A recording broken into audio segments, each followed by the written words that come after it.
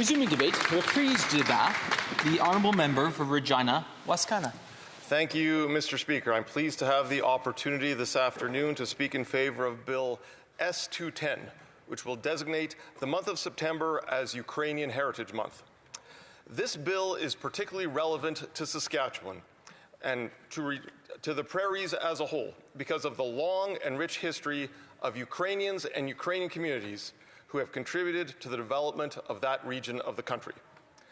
The settlement of Western Canada was one of the most transformational events in Canadian history.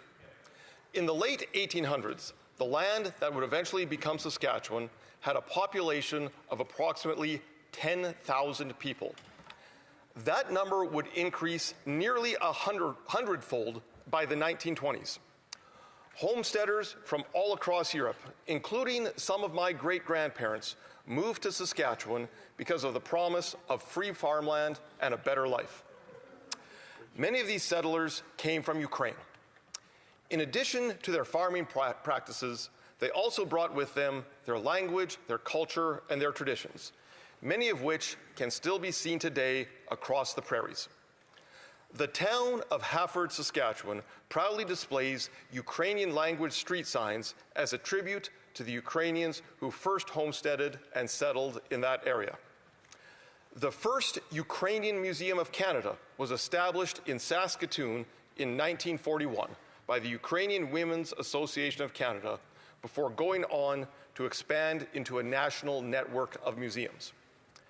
The town of Vegreville, Alberta, is home to the world's largest pisanka, or Ukrainian Easter egg, outside of Ukraine. This Ukrainian Easter egg is one of the most popular tourist stops along the Yellowhead Highway and visited by thousands of tourists every year, including by myself and my fiancée just last summer. And of course, Mr. Speaker, many Ukrainian Canadians, as well as Canadians without Ukrainian heritage, celebrate Vyshyvanka Day every year on the third Thursday in May. The Vyshyvanka is the traditional Ukrainian embroidered shirt, and I know I enjoyed wearing my Vyshyvanka and spending time with members of the Regina chapter of the Ukrainian Canadian Congress when we celebrated this occasion in Regina just last month.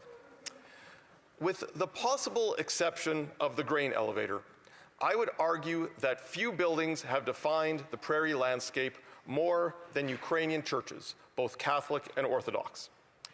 There are two of these churches in particular that I would like to mention. The first is St. Michael's Ukrainian Orthodox Church in Regina, which will be celebrating its 100th anniversary next year. I know that I and many members of the community are looking forward to the centennial celebrations. The second is St. Onufrius Ukrainian Catholic Church. This church was originally built in Smoky Lake County, northeast of Edmonton, between 1915 and 1928.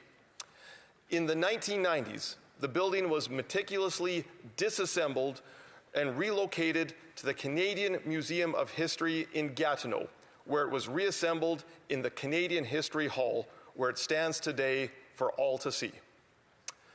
While the history of Ukrainians in Canada has been mostly positive for over a century, we recently entered some very sad and dark times in February of 2022 with Russia's illegal and unprovoked invasion of Ukraine. We all remember the images on TV of Russian tanks rolling across the border into Ukraine. And I remember having many conversations with members of Regina's Ukrainian community, and I would ask them, do you have any friends or family members who are close to the fighting? And the answer was invariably yes. Practically everyone had received an email or text message or had a phone call from a friend or family member not far from the fighting. And practically all of them had fled with nothing more than the shirts on their backs. Certainly a tragedy that they will remember for the rest of their lives. But as Mr. Rogers famously said, whenever there is a catastrophe, always look for the helpers. Because if you look for the helpers, you'll know that there's hope. And when the people of Ukraine needed help, the people of Saskatchewan provided that hope. All of a sudden, a century of Ukrainian heritage in Saskatchewan kicked into action. Cousins and aunts and uncles started texting each other to arrange for spare bedrooms and spare clothing and to make all of the necessary arrangements to welcome their Ukrainian friends and family members who were coming to Saskatchewan to flee the war zone. People who had taken Ukrainian language classes in Saskatchewan schools had a newfound use for their language skills, as newcomers from Ukraine were being given work placements on farms, oil rigs, and local businesses. Masses and services at Ukrainian Catholic and Orthodox churches were all of a sudden standing room only on Sunday morning. Overall, on a per capita basis, Saskatchewan welcomed more Ukrainians than any other province in the months following Russia's invasion. Mr. Speaker, I have to say that designating Ukrainian Heritage Month is a fine idea, particularly for the people of Saskatchewan, and therefore I certainly support Bill S-210. But it's also important to keep in mind that Bill S-210 is only a symbolic gesture. That's not to say that symbols aren't important, because in a way they are. But I wish this Liberal government would take some more tangible, concrete steps to support our friends and allies in Ukraine through their current struggles against the Russian invasion. In particular, the single most beneficial action that Canada could take to help Ukraine is to sell more Canadian oil and gas to Western Europe so they can stop buying from Russia. In fact, I said as much in a speech in this House 4 years ago. When Finance Minister Chrystia Freeland made her 2022 budget speech in this House, she received one standing ovation from all members from all parties. That's when she said that the Russian army that was invading Ukraine needed to be vanquished. Mr. Speaker, I agreed then and I agree now that nothing would be better for the Ukrainian people than to get the Russian army off of Ukrainian soil. And the best way to do this is to displace Russian oil and gas sales to Western Europe with Canadian oil and gas exports, thus making it financially impossible for Russia to continue the war. But as I said in my speech 4 years ago, Mr. Speaker, exporting oil and gas to Europe requires pipelines.